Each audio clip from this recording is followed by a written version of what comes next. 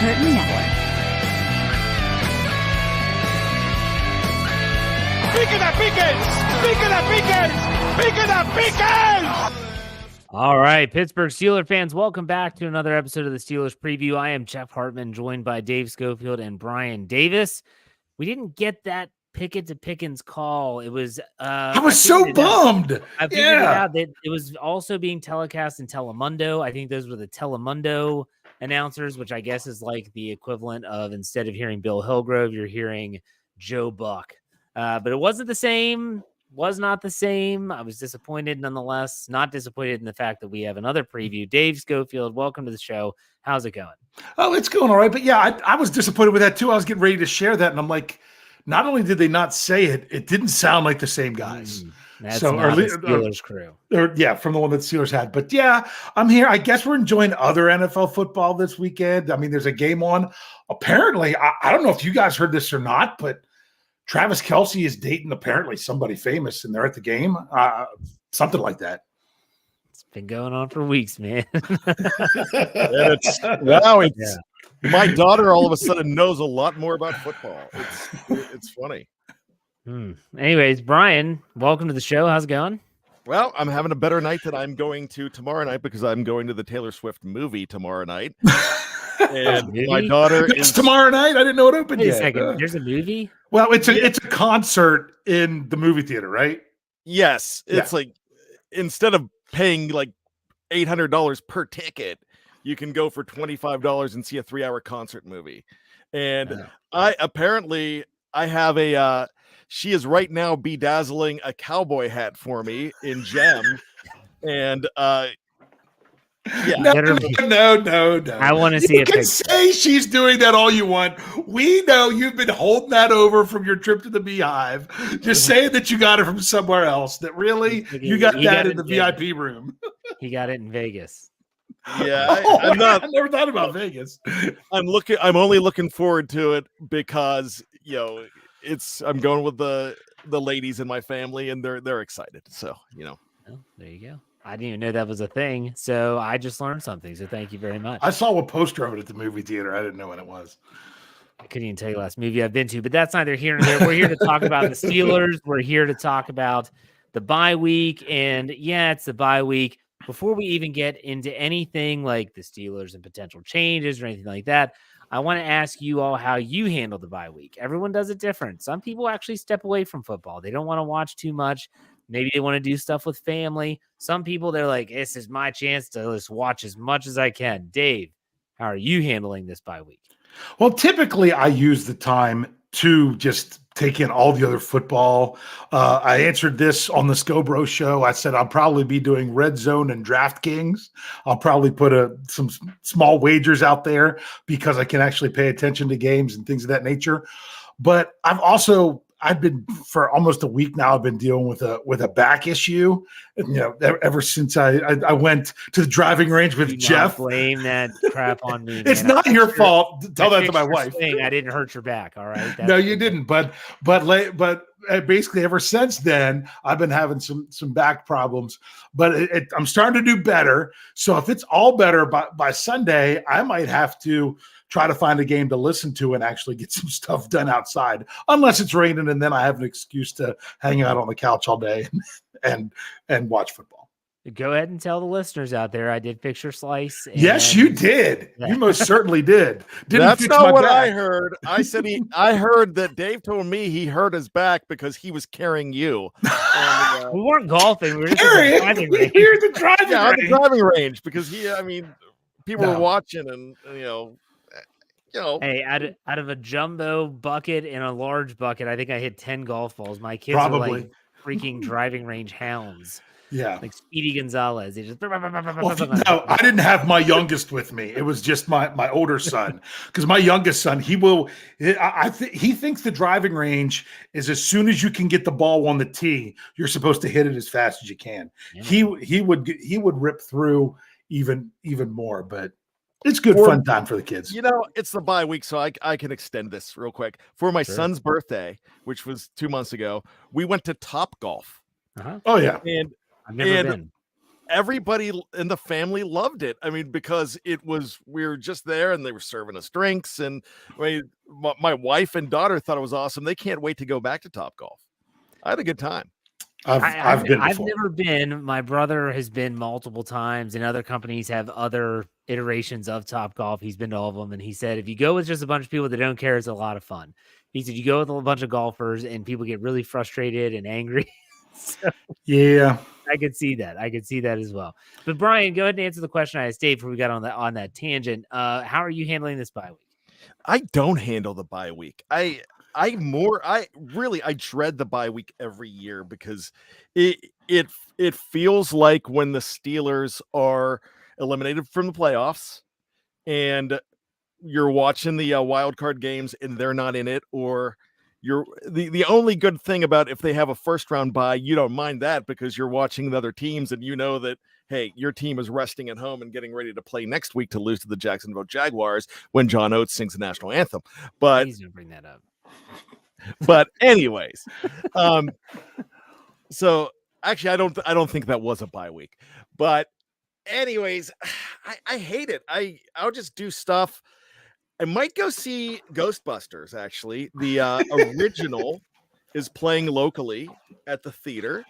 And I'm going to take my nephew and the rest of the family because they never experienced it at the theater like I did.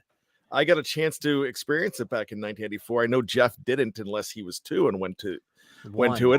And I remember that. Yeah, I'm sure. And like Dave was what, 4.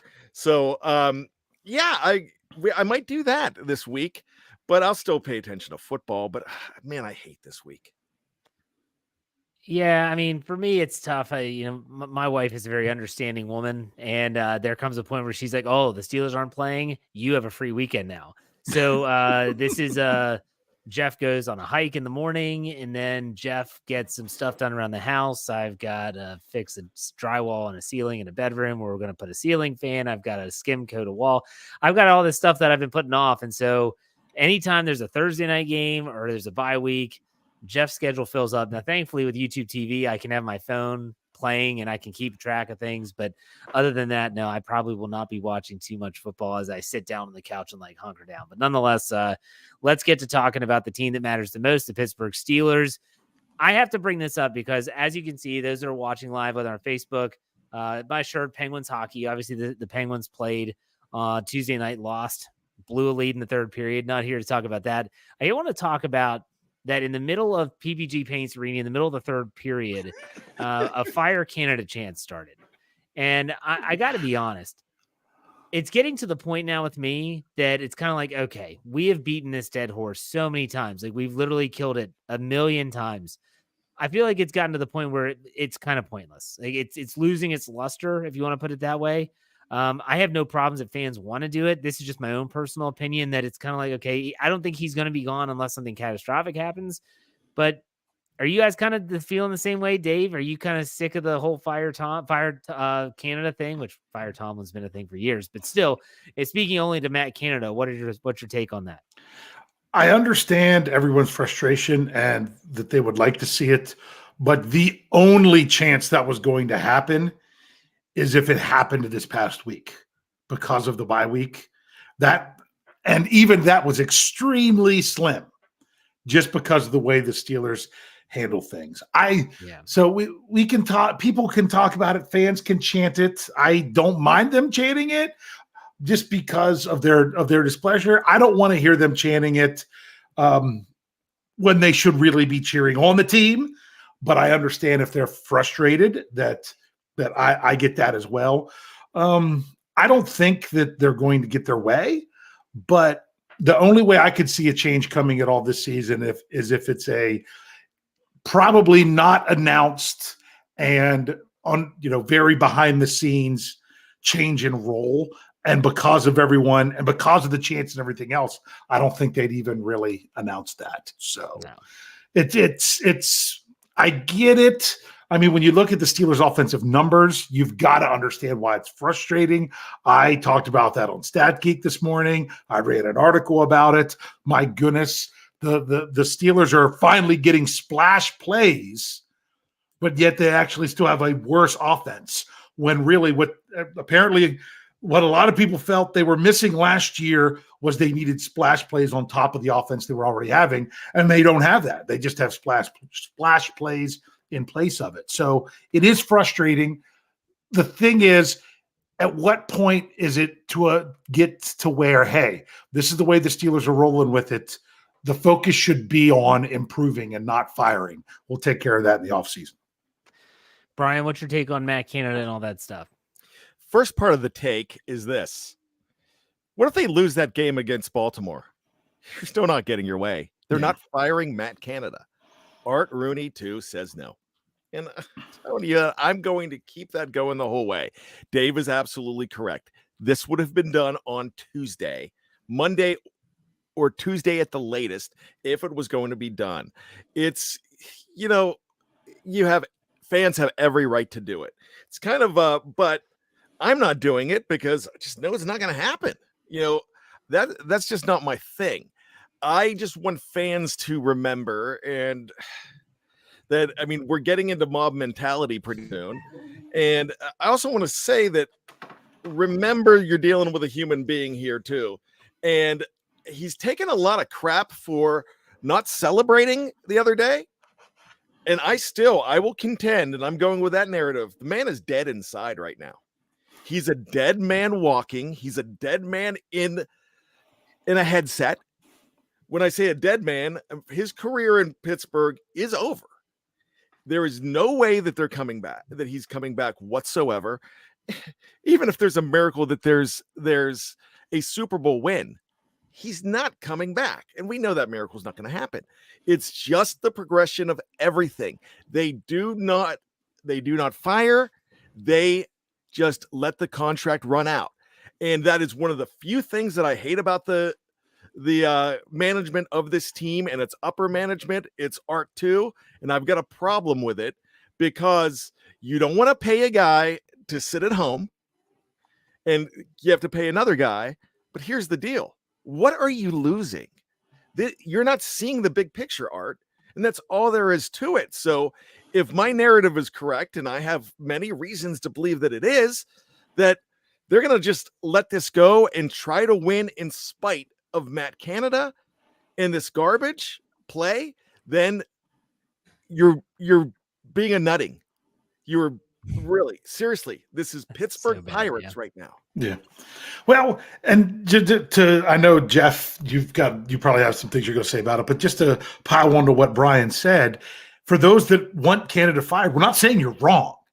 Trust me, when we say, the Steelers aren't going to do it, we're not saying that he shouldn't be. We're just saying that that's just not what they're going to do. So just got to clarify that, to say, for those that want him to be fired, we're not disagreeing with your idea that he's not, as I would say, varsity at coordinating the team.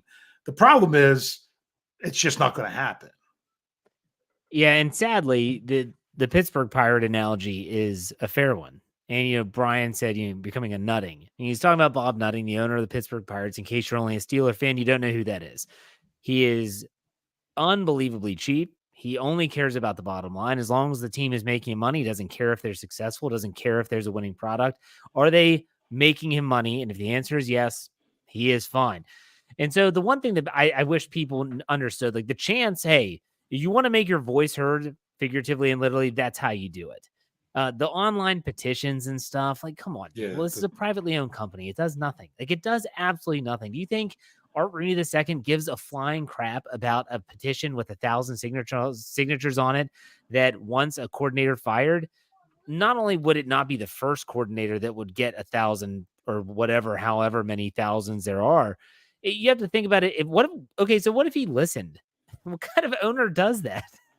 Well, the fans want this guy gone because we've had a rough go of it in the offensive side of the ball. So we're just going to, the fans are chanting and they sign this petition. Let's fire him. How would that work? It's just not feasible. I know fans, they feel like they own part of the team. They feel like they are part of the team, but this is where, you want an owner that's going to be steadfast with some of these decisions and hope that you make the right one. Whether this is the right one, I think that depends on the individual.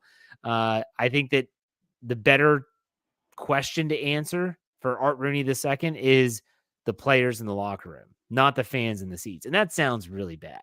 But if the players in the locker room don't believe anymore in their coordinator, that to me is when something needs to change. Absolutely. That is when, okay, the players aren't believing. That's different. And I can't speak to that. I don't know whether that is or isn't. But Dave, any final thoughts on this? Yeah, I mean, we kind of believe that it's going down that route, but then you get somebody like Najee Harris that kind of stands up for him. But it is what it is. And rather than focus so much on Matt Canada being fired, maybe we should focus on Matt Canada or whoever is doing what they're doing, having the Steelers offense play better. I don't care if it's Matt Canada. I would love for him to do a great job, only because he's the guy that's there right now. I just want the Steelers offense to be a capable NFL offense, regardless of whose name is listed as the offensive coordinator, or regardless of who's speaking into the helmet of Kenny Pickett. I don't care. I just want it to get the job done. And some people who would have preferred the Steelers to lose, so they would have fired Matt Canada. I don't. That's us assuming that we know the right answer. And what happens if firing Matt Canada doesn't actually make the offense any better? So it really needs to be addressed in the offseason. It's not like the Steelers can bring in somebody now. That's one thing that I was a couple weeks ago, trying to explain to my brother on the Skill Bro. I'm like, they're not bringing in another coach. They're not bringing in another coach. That's not what they're going to do. So to think that they're going to fire him now to bring in someone else now, you're kind of beating your head into the wall. So last thing here, and I want to get Brian's take before we move on with other things that could happen during the bye week that could actually make an impact. Reginald Rivers, I'll bring this comment up, says if the ticket sales dropped, he will make a change then. And I think this is alluding to fans basically saying, I'm just not going to go. I'm not going to support this team. Brian, what are your thoughts on that comment? You know, I understand where you're coming from, Reginald, and I love Reginald's takes. I always do, but they don't care. That's not the thing. They're doing what they want to do. Ticket sales don't really drop because there's always somebody that's going to buy them. And now, not only the fact that there's somebody that's going to buy them, if Steeler fans don't go, there's fans of other teams that will go in that seat.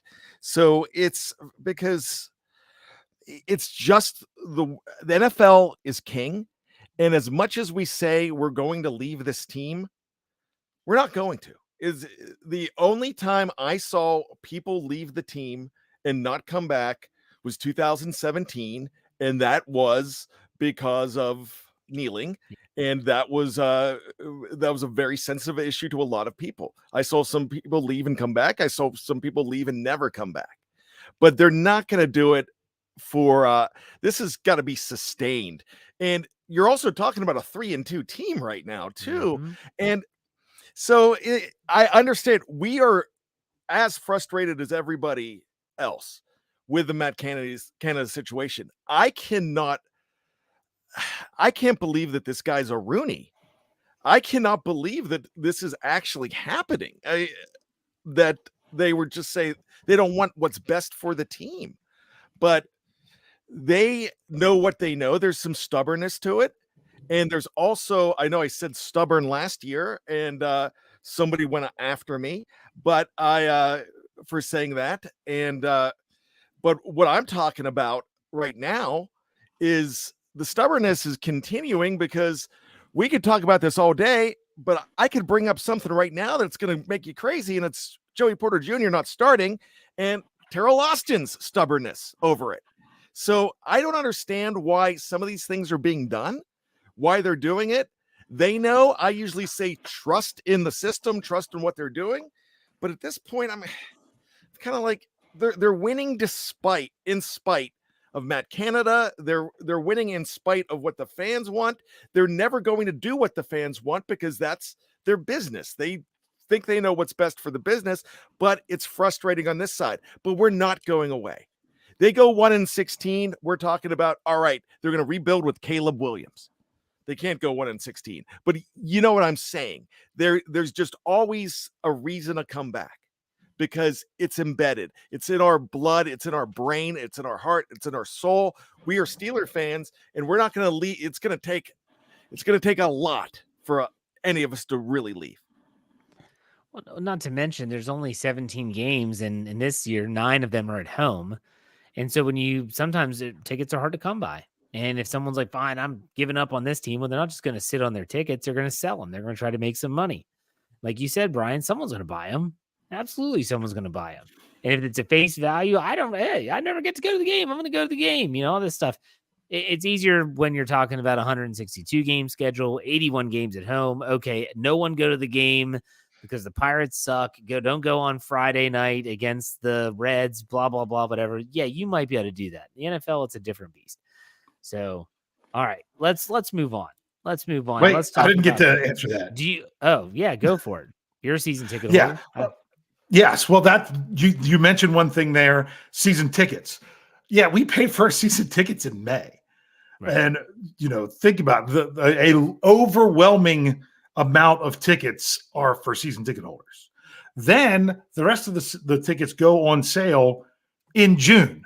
Most of these tickets were sold before the Steelers took the field for a preseason game. So it's not like, oh, well, the people aren't going to buy tickets. The tickets are already sold.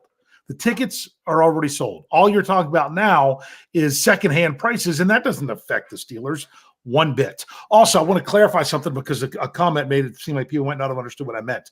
What I said about people that would have preferred the Steelers lose in order to fire Matt Canada, it was with the idea of that the Steelers further down the road would end up this season would win more games without him than with him. And my point was, it's not like they could completely change the whole system and everything else. So there's no guarantee that they could get even one extra victory without him. That was the point. And then I know someone else, I think it was Tyler W., said, well, the Steelers can't run the ball. I was about ready to lay into Bob Labriola today. He's like, the problem is the Steelers aren't running the ball because their offensive line is bad. Bob, can you count? The Steelers' schemes, when they come out, have more blockers there or more defenders there than the Steelers have blockers. It's not that the blocking is bad, although sometimes it was. It's that there's more guys there to block than what you have for blockers because they know what's coming. So don't blame that all on the offensive line when you're asking 5 guys to block 7. You just don't do that in the NFL and have success. Sorry, I'm done. No, it's a good segue into talking about actual tangible things that could potentially change over the bye. Everyone, like I said, wanted Canada gone. If he was going to be fired, it would have happened at the end of last week.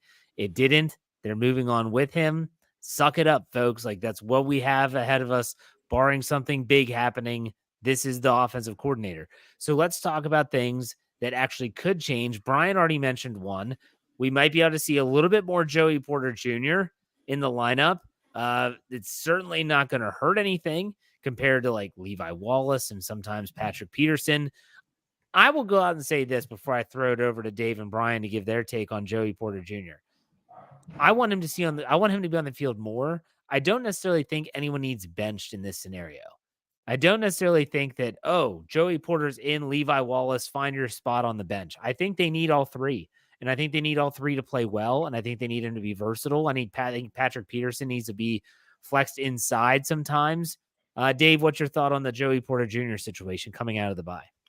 Well, I felt that once they put him in the lineup, why would you take him out? So hearing the stuff, then seeing the stuff that's going on, I'm like, that's insane. Once you turn to the rookie in that manner, you don't back it off. Now, I can understand how maybe for certain circumstances they want to do certain things, or notice that it was Joey Porter Jr. with Patrick Peterson for a while. Then it was also Joey Porter Jr. with Levi Wallace for a while. I understand if they're going to do that more of a rotation thing to eventually get there, that might be a little bit more excusable. But really, come on. Once it's like last year in week 4 when the Steelers went to Kenny Pickett at halftime. Once you make the move, you don't go back. And outside of it being for injury, once you make the move, you don't go back. So if Dan Moore Jr. comes back and they go back to Dan Moore Jr., I don't agree with it right now because I feel Broderick Jones showed that what he can do. That's a different story. But once you put Porter out there, basically full time, you shouldn't be backing that off unless he really is a liability, which he has proved that he is anything but right now. Yeah, I don't know. Handling with kids' gloves, that's for sure. Brian, you've already kind of talked about this once, but what's your take on Joey Porter? Yeah, I'm surprised he hasn't been allowed to seize the opportunity, because when he's there, he has done it. It's extraordinary, the numbers and what he's doing, and the 0.0 passer rating against him. Yeah, it's he's showing up. And now also I'm getting a kick out of everybody saying, well, it's Joey's kids, because it's Joey's kid, because I think his line to Odell Beckham Jr. was, why don't you just go take care of your family now, or something like that. I don't know the exact line, but it was something like that. It was a good one-liner. He definitely got that from his father. So and he was Jim Wexell said that he was more like mom and a lot more humble, but I think you that didn't sound like it. Yeah, that does not seem like it. But yeah, I think he needs to play more. I think we're going to see more and more. I think they might be bringing him on and moving like Pat Pete in. They might be doing some shifting, and I think it's going to be gradual. But by the end of the season, I think he's going to be entrenched. Yeah, there you go. Let's get this super chat here, $4.99 from JJ. I think it's Cervantes. Hope I pronounced that correctly. He said, Canada, I guess that's maybe Canada, whatever. The media is blaming the players. He lost the room. I did see the headlines. I have not read the quotes, and I really want to listen to the interview. That is something that I've always said, especially with coaches, that before I react to it, I want to hear it.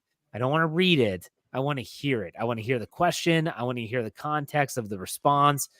Hey, he could have said in answer to a question like, look, I'm going to call the plays, but at the same time, they have to go out there and execute. And if he says it in that way, in that context, what did he say? Where's the lie? Like, where is the lie? Like that's not him putting it all on the players. That's just saying that he can't go out and he can't throw the ball himself. He can't run the ball or block. So I don't know, Dave, you want to add anything? Yeah, I had to click back to make sure I didn't mute myself. My thing is, Jeff, have you found that interview to the video of it? No, I haven't. I haven't. Normally, you just see it. I saw like maybe one small clip. I have not seen. If somebody has it, that would be great. I have not seen the video of his time with the media, and maybe there's a reason for that. But you're exactly right. I want to hear it for myself. If that's the case, if he's going to blame players, then the players are going to turn on him. But I think it's more what you said. That's why I'd like to hear it. Is if you're saying, hey, we still got to go out there and execute. He's just, twisting the words, as Canada's going to say. But I can't, I'm not going to bring up the transitive property again or anything again this time. But yeah, I'm the same way. I'd really like to hear what he said. Brian, any thoughts on that? Not really, because, well, yeah, I have plenty of thoughts, but my thoughts are this. You're not, it's kind of like this. If we're in high school and we're high school buddies and you don't like my girlfriend and I'm going to break up with her and you blast her completely. And then here I don't. And then it's kind of uncomfortable situation. So the players right now are not going to go like Najee Harris. He took up for him, but did he really take up for him? He just did what a leader does and says, no, hey, it's up to us to get things done. He may have taken up for him a little bit, but it wasn't glowing. It wasn't, I'd walk through walls for that man. You guys need to give him a break. It was a little different than that. I don't know exactly how he threw the players under the bus, but there have been there's been a lot of noise coming out of that facility saying that the man is not beloved. And this hasn't been just this year. I have heard it from different sources. I heard this even last year. I heard it before the draft. He is not a beloved man. Then this is just rumors, and this is just coming from my brain.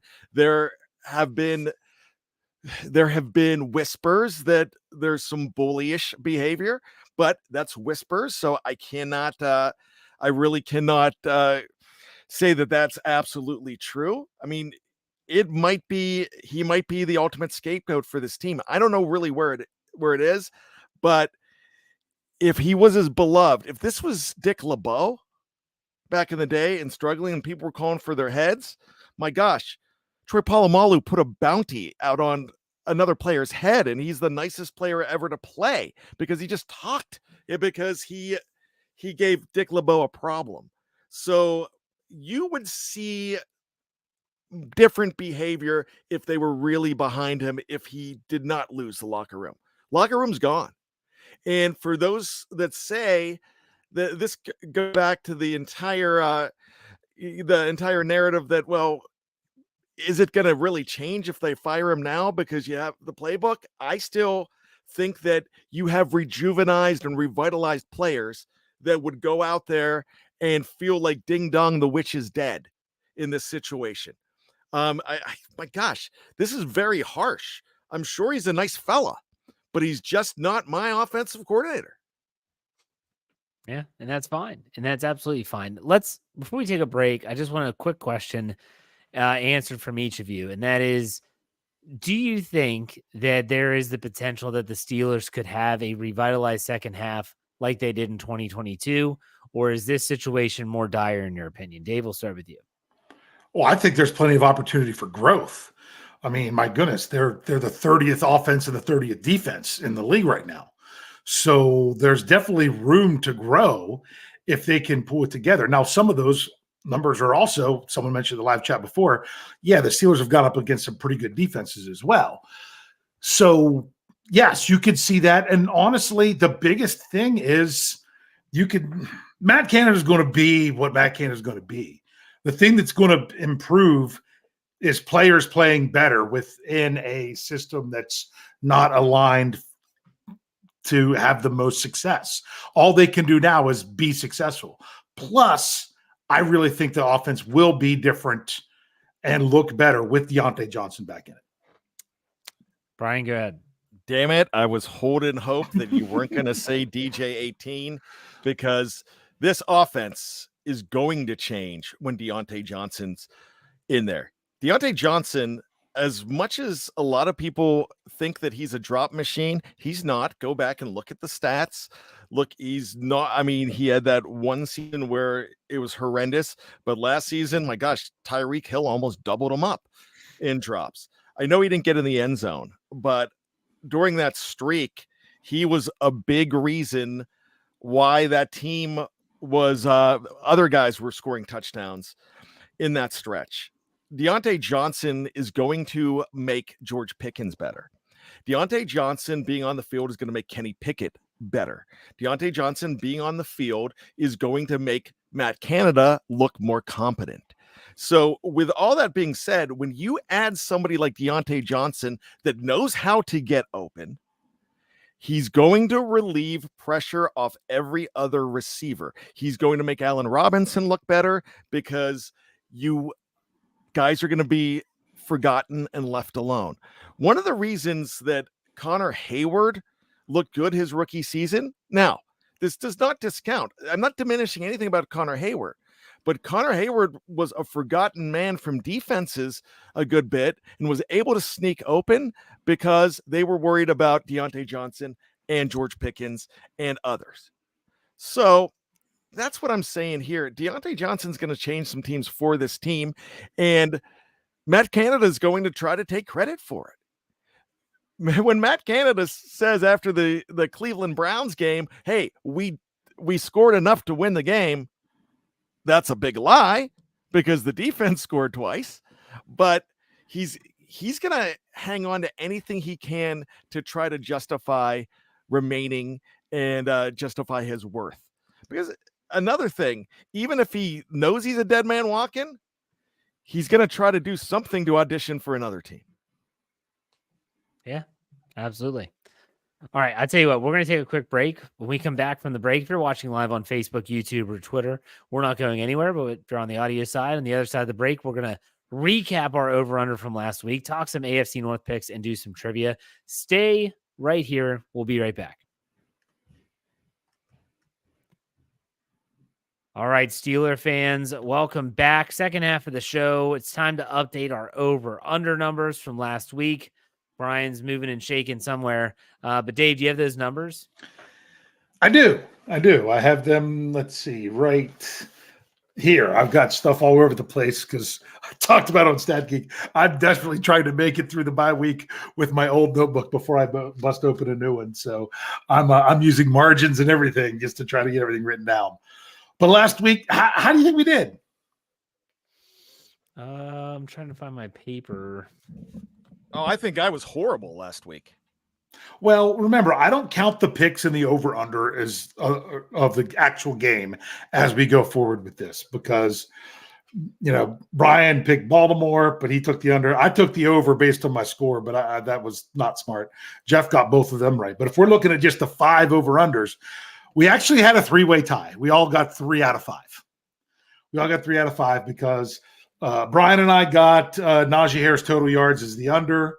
All 3 of us got Pickett passing attempts as the under.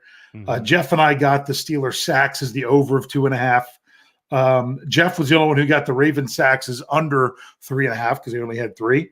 And Brian was the only one who had Darnell Washington receptions as the under. And there we go. So 3 out of 5. That means overall with total right on the season, Brian has 11, Jeff has 12, and I have 16. There you go. I'm moving up. Coming out of the bye week. All right, let's do some really quick AFC North picks here. We're not going to dive into the spreads or anything like that, but we're just going to talk about the other 3 teams that are active. Let's start off with a game which I didn't until today realize this game was at 9:30 a.m. on Sunday, and that's the Baltimore Ratbirds are over in England playing the Tennessee Titans. Dave, who do you think wins this one? I'm intrigued. I listened to you earlier this week on the FFSN NFL channel. Why can I not remember the name of the show? Your Monday show. Which one? I do way too many. I know. Your Monday one that's usually with stats, but was with Wesley. Fans First Football Show. The Fans First Football Show. And that is, I want to know when these 2 teams left. Did they leave yet? Did they leave early in the week? Were they leaving later in the week? Because apparently that really plays into things when you head across the Atlantic. I brought this up on the show, and I'll say it here too. Remember in 2014 when the Steelers played Minnesota over there, Minnesota left early. They wanted to get acclimated. Pittsburgh didn't go over till Friday. They were tired. Greg Jennings, 0-4 start. Anyways, go ahead, Dave. Continue. No, that was what I was going to say. If one team goes early and the other one goes late, I'm taking the team that went early in the week. I don't know. I wish I knew that information. Of course, I'm going to be cheering like crazy for the Titans, not just because I have several different friends that are Titans fans, but just because would you ever cheer for the Ravens? No, hell no. So I think the Titans could give them a game just based on their style and their head coach. Okay. Brian, pick. Yeah, this is really interesting. Gosh, we live in Maryland. We know what's going on. There is the Pittsburgh Steelers are a 3-2 team right now. And we as a fan base are so disgruntled. But can you imagine if you were a Baltimore fan and what happened with that team and how they lost that game? It was an embarrassment to lose to Pittsburgh. And everybody's being thrown under the bus there. They want everybody fired. Seriously, it is worse than fire Canada. It's fire everybody, except for Lamar. And if you watch, Lamar had... Yeah, I watched like every throw that Lamar made. Somebody put a package out. He's throwing the ball well for the most part. And guys were dropping like crazy. It was just if they didn't drop the ball, Zay Flowers falls down late in that game.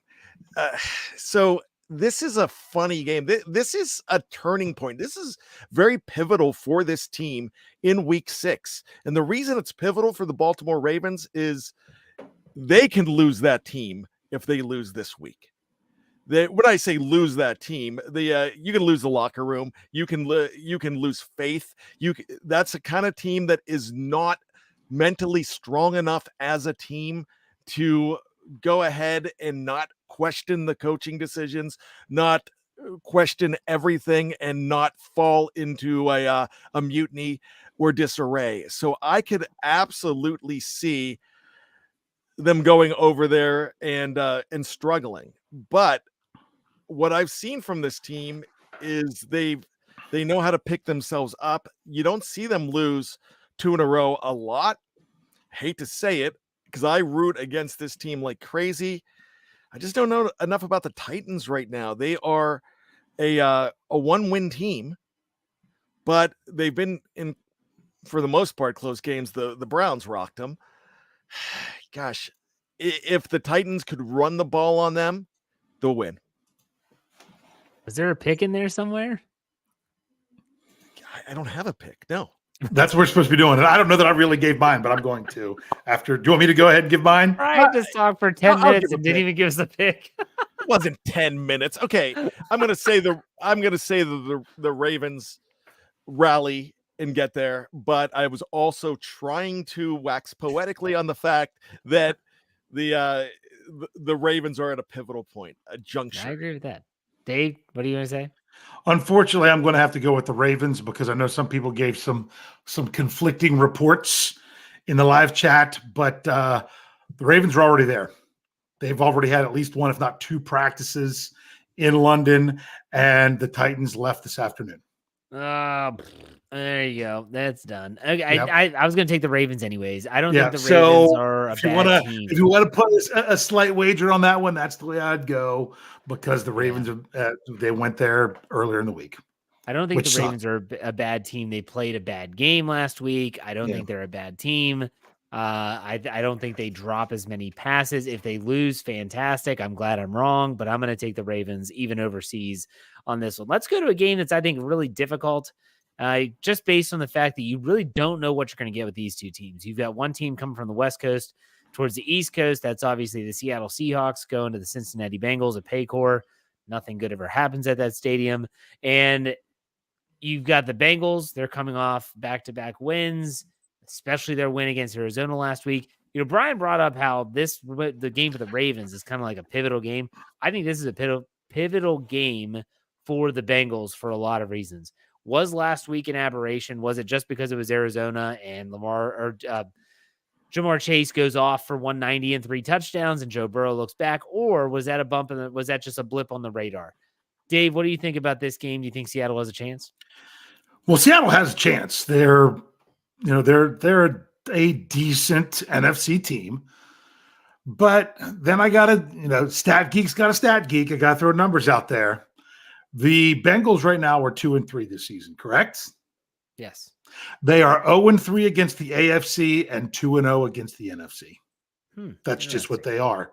So, especially with Seattle going there, I'm going to take the Bengals in the game, although I'm going to really hope that is incorrect again. Okay. What about you, Brian? I have the Bengals winning the division still at this point. Really? Yeah, I really do. I hate to do that, but I think that's going to happen. And you're right about this being pivotal as well. But no, I think they right the ship this week. They get to 500, and I don't think they look back. I still think they lose a good bit of games. They're not running away with this division whatsoever. But I think right now, 10-7 is most likely going to win this division, and 9-8 very well could. I don't know. Upset special. Take Seattle. I don't know what it is. I think that Seattle and some of their receiving core could give them some fits. Not to tease the Let's Ride podcast, but Jerome Betts in the All Bets Are Off segment, he talked about how he likes the Seahawks secondary going up against that high-flying receiving core of the Bengals. So could offset there. I'm not going to put a lot of money on it if I put any money on it at all, but I'll take the Seahawks there. Let's go to the last game, which leave it to the Browns. Okay. Leave it to the Browns to, if they're playing the 49ers, I think we can all say that none of us are taking the Browns to win this game. No. But what in the hell is going on with this Deshaun Watson shoulder injury? I was speaking with John Suchan, who covers the Browns for our network, Fans First Sports Network, and he's like, Jeff, we have no idea what's going on. Like, he was an hour before kickoff, before the bye. He gets scratched. He's not going to be able to play. He'll be back for San Francisco. Hasn't practiced yet. I don't know if he's practiced today on Thursday or not, but this is weird. Dave, what are your thoughts on, I guess, the Watson situation? Is it all injury based? Is there more to it than that? I don't think anyone thinks they stand a chance in this game, but still. Well, let's just say this. The Browns aren't going to beat them with Deshaun Watson, in my opinion. No. So why hurt the confidence and just lose to him without him? Because, then bring him back the next week. You play Indy, then it's Seattle, then Arizona. That's an easier stretch of 3 games after that. So maybe, I don't know. It's just kind of weird that it came up out of the blue so much, and now he's going to be out. I don't think he plays this week, and who knows? Maybe it is something more than that. But why at this point, just write that one off and move on. Yeah, I can see that. Brian, what do you think? The Cleveland Browns organization are desperately trying to get rid of that contract. They're trying to even void that contract if they could, and they realize that they made a mistake and they are stuck with it right now. But I like Dave's narrative about protecting Deshaun Watson. I think that probably makes the most sense, but that's a dumpster fire. We always joke about when it's brown, flush it down. My gosh, it was flushed down so many times ago. And it was actually flushed down when they signed that man to that deal. I will say they are a better team when he's playing. So, I mean, all you have to do is look at that game against Baltimore, 3 points. I mean, not that he was great. PJ Walker is going to start this game instead of the rookie from UCLA. I can't remember his name. Dorian Thompson something. Yeah, they give like Green? DTR. Betcha they wish they held on to Josh Dobbs now. I guess. I don't know. I said this on Let's Ride. I'll say it here. I think this game will be close early. The 49ers are coming off of a really emotional primetime win over Dallas. No one's giving the Browns a chance. The Browns defense is still pretty good. I could see this being a little bit of a slugfest early in the ongoings of the game, and I think then the 49ers find maybe we, rather than just pick a winner, we should give a more bold prediction. I'll go this: the 49ers don't hit 30 points for the first time this season, but the Browns don't hit double digits. I'd say bold prediction is Browns lose but cover. They're getting 8.5 points at home. I even think San Fran will cover. I just think they'll score their least amount of points for the season, but yet the Browns won't even hit 10. Maybe. Yeah, but that's a bold prediction. I'm not like hanging my hat on that. Brian, what do you got, Brian? A Browns fan gets ejected for throwing something onto the field. That's is that really that bold? No, that's basic. All right, good stuff. Let's go trivia time. Brian, I'm sure you have something or no, or taking away. Yeah, I do. I have one, and so it's the bye week, and everybody expects me to say, "Hey, when was the first bye week of the modern era?" And that was 1990, and there were 2 buys because I talk about this a lot. So I want to go a little bit further back. Do you know when the NFL, there was a time when the NFL actually had buys in another era? Do you know what era that was and what specific years that would be?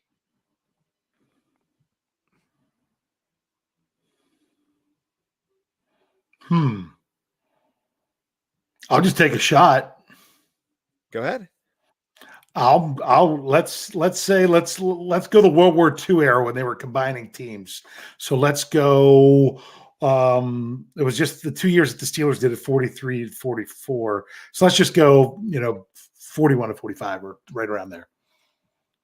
I'm just taking a shot in the dark. Jeff, I'm looking at the National Football League here. Dave is incorrect. Okay. There's actually 2 separate years in one particular decade, and they're not actually really close together.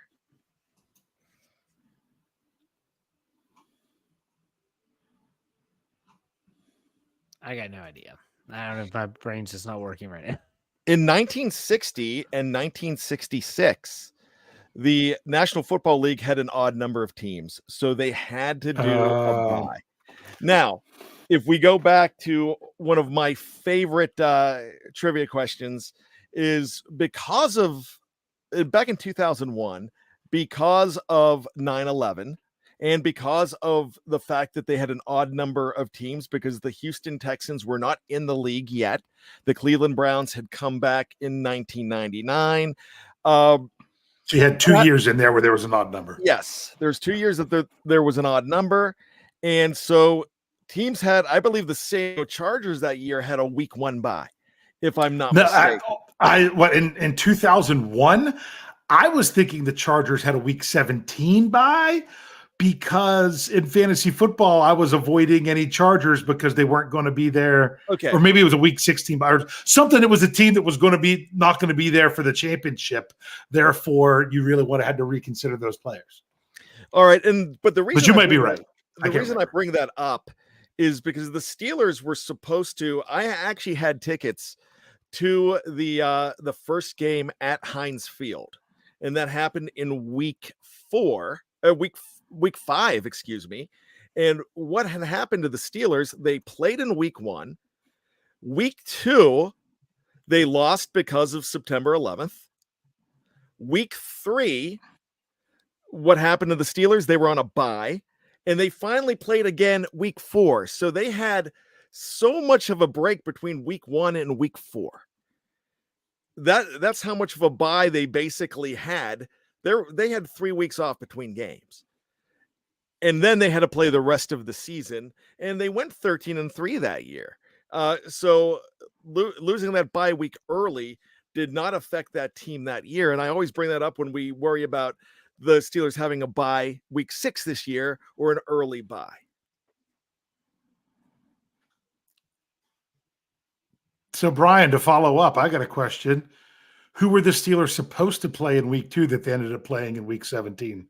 Cleveland Browns. That's correct, the Cleveland Browns. And the Cincinnati Bengals was the one you were at, which was actually in October. Imagine not having a home game until October. Yeah, and it was for those that lived through September 11th and that entire 2001, the landscape was so weird at that game anyways, because it was just because you were excited. That was the first regular season game in Heinz Field, but there was still such a threat, and everybody had their mind on something different. So football was a great diversion. Yeah. And remember, you say they were 13-3 that year. They lost week 1. Yes. So they lost week 1, had that 3-week layoff in there, and then came out and went 13-2. And if I'm not mistaken, Dave, I think they lost that last game, or the second to the last game, because they had really nothing to play for. I would have to look at that, but I think they may have bookended losses. Well, they won that last game against the Browns. Okay. But the week before they lost, it was an overtime loss. It was a division loss. It was the Cincinnati, yeah. There you go. So they won a lot of games in between. And the one game that they lost was to the Baltimore Ravens because Chris Brown missed 5 field goals that game. I was in the stands. Missed 5 field goals. Yuck. So. All right, Dave, go ahead. Okay. Well, since we're talking bye weeks, I'm went into to roll into some things with bye week, and it's kind of like you need to have a bye week sandwich. Like sometimes so many people say this wrong where they're like, oh, well, they take two things around one thing and they call the two things a sandwich. It's the thing in the middle that's a sandwich. It's not a bread sandwich. It's a ham sandwich. It's what's in the middle. So it really is a bye sandwich with a game before and a game after. So under Mike Tomlin, we're talking, so we've got 16 seasons already. Where do you think the Steelers are more successful? The week going into the bye or the week coming out of the bye? I'm going to say coming out of the bye. Yeah, I'm going to say the same thing. And you both were correct, which is you would expect, because the Steelers have one more win coming out of the bye than what they have going into the bye. So I'm not saying exactly what that record is. I'll get to that eventually. How many times out of 16 do you think the Steelers have won both games? They won before going into the bye, they won going into the bye, and one coming out of the bye. Because that's what we would really like to see as Steelers fans. They've already done half of that this year. We want to see them complete that bye sandwich with W's. How many times out of the 16 do you think they've won both games? 9 times. I'm going to go 7. Well, this time Brian wins with Price is Right rules because you guys split the difference. It's 8. So half the time they have won both. The Steelers are 11-5 going into the bye and 12-4 coming out of the bye under Mike Tomlin. There was only one, and so that's 8 times. 7 times they've split. 3 times where they won before and lost after. 4 times where they've lost before and they've won after. Only 1 time have the Steelers under Mike Tomlin lost both going into the bye and coming out of it. Do you know what year that was? Well, they lost both times. They lost both games, both going into the bye and coming out of the bye. Under Mike Tomlin. Under Mike Tomlin. Since 2007.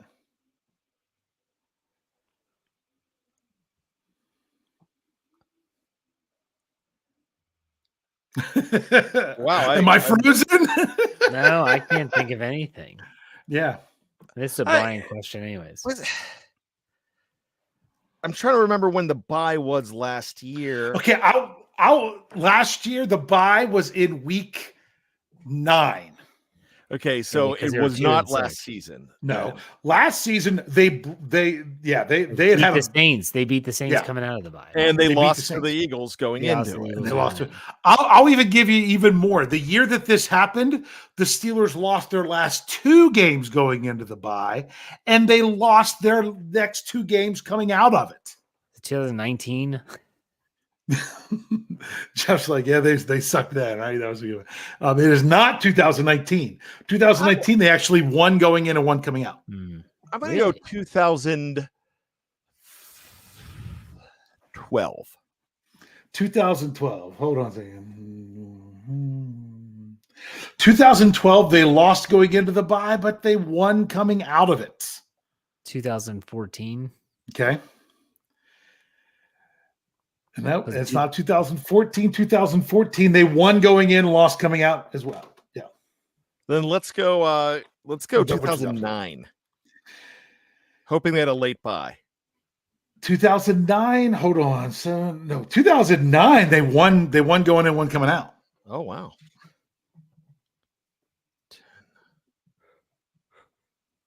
Let's go 18. Jeff is going 7. Nope. 18. Nope. I'll tell you this, until last year, where the Steelers lost going into the bye, they had a 5-year streak of winning going in and winning coming out. But that streak started after a season where they lost 2 going into the bye and 2 coming out in, believe it or not, 2016, which was the last time the Steelers won a playoff game. Because I believe Dallas was one of those games. Yep, they lost to Miami and New England going into the bye, and then lost to Baltimore and Dallas coming out of the bye. And then the Steelers went on that crazy win streak. They won their last, was it 6 or 7? Won their last 7 coming out of that game, and then they beat Miami at home. I was at that game.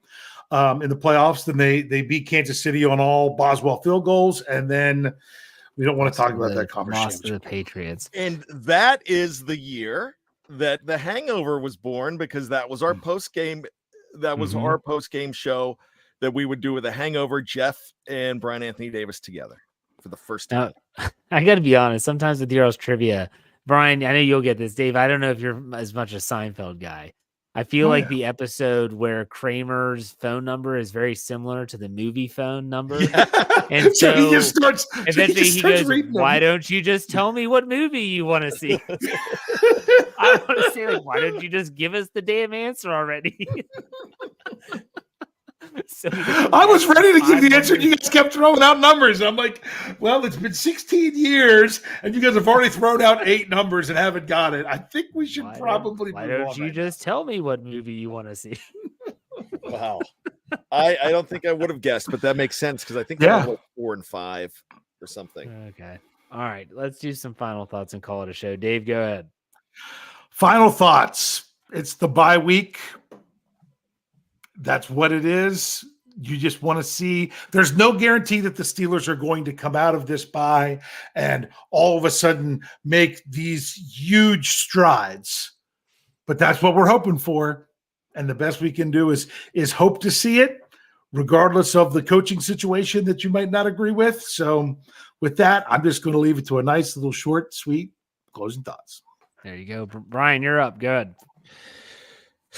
Bye week, schmy week. Look, the bye week's over. Really, to me, the bye week ends on Sunday.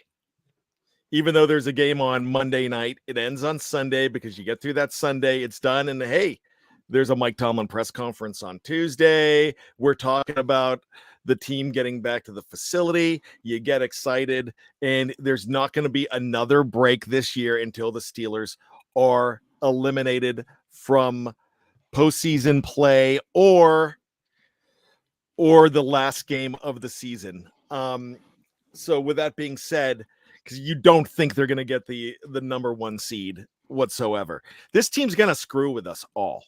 They really are. There's going to be the schedule.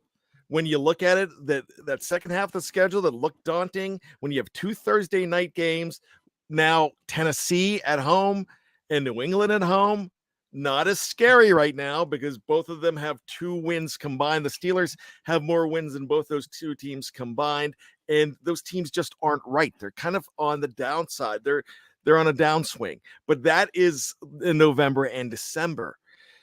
You know, it's just funny. There's nothing really brutal coming up that this team can't have a frustrating 9-8 record again. Playing the Packers don't look right. They're on the schedule. The Rams, it's in Los Angeles, but that's a 2-3 team. I think they're probably one of your better 2-3 teams, but that's coming up. You just never know how this team is going to take things. Then they're going to lose a frustrating one. So they're going to mess with you, but they're going to be in contention till the end.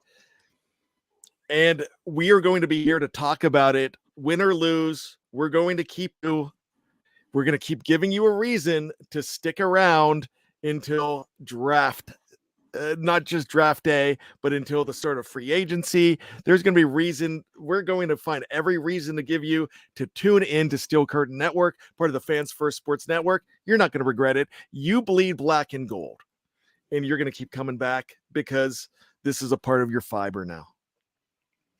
Good stuff. Let's go to Andrew Palladino. Gives us $4.99. Said, final thoughts. If nothing else, we'll fire Canada. It'll have to be Art Rooney Sr. after resurrecting from the grave. Light ahead. Love yins. Thank you, Andrew. And I want to tell everyone, hey, before you all call it a weekend and you just tune everything off, make sure you check out my Let's Ride podcast tomorrow morning. Very special guest. You want to check it out. So, all right, good stuff. Dave, why don't you send us out? Hey. We'll see you next week on another Steelers preview. Take it easy.